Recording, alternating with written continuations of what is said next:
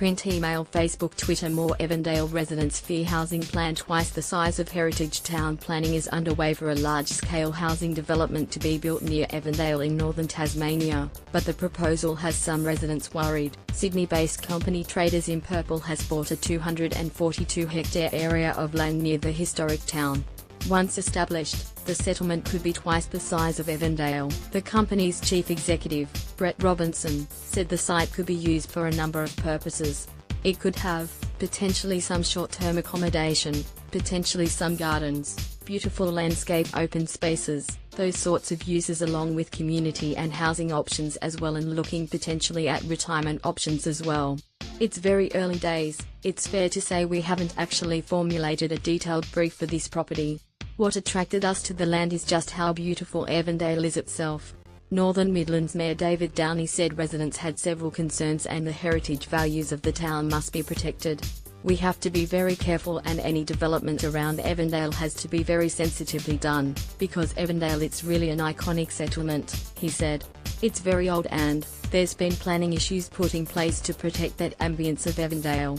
I think people are right in having concerns, and we wish to see what the proposal will actually be, what it will actually entail, but the developers are also very forthcoming in wanting to engage with the community, so that could lead to a good outcome.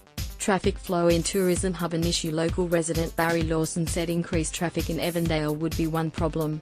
What would it begin to feel like to have traffic lights in Evandale if we're supposedly this heritage town that's a tourism hub for the Northern Midlands area, he said. Despite concerns, CR Downey said the municipality needed more residential development.